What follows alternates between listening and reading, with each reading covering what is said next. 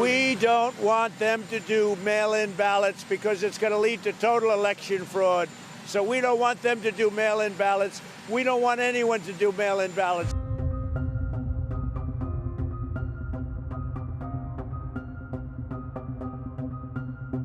Skip the in-person voting and have people pick their choices by mail.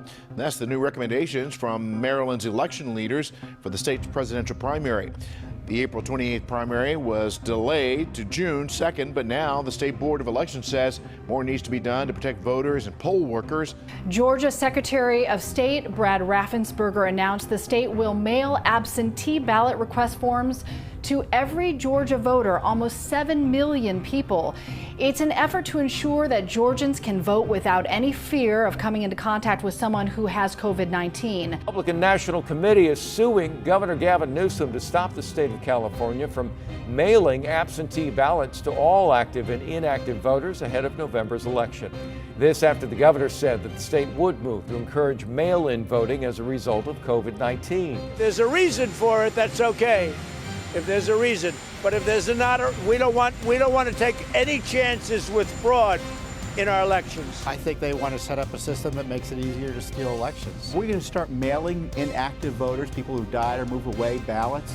It's an open invitation for ballot fraud and voter fraud. And look, the safest way to vote, if you want secure voting, is in person, private. The RNC chairwoman issuing a statement that the move was a direct assault on the integrity of our elections.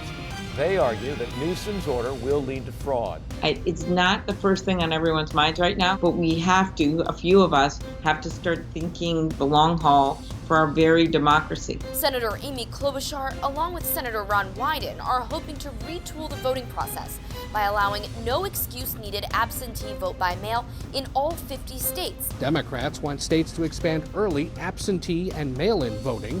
Have all the experts, both political parties and academia, laying out what it would take to have voting by mail. Less than 1 week now before Election Day, and already there is a voter fraud scandal brewing in New Haven. There are allegations that something fishy is going on with absentee ballots in the city, and a number of those ballots already turned in unusually high. In California, a man finds dozens, 83 ballots in someone's home. So apparently 83 people live in one home.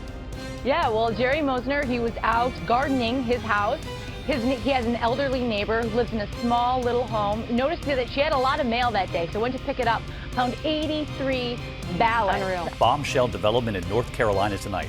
There will be a new election. State officials ordering that election in a congressional race amid sweeping allegations of tampered ballots. Months of Channel 9 investigations uncovered absentee ballot fraud in North Carolina's 9th district, and that led to a new election, indictments, and changes to the state law. Dallas County District Attorney's Office has opened a criminal voter fraud investigation after getting an unprecedented number of complaints from voters.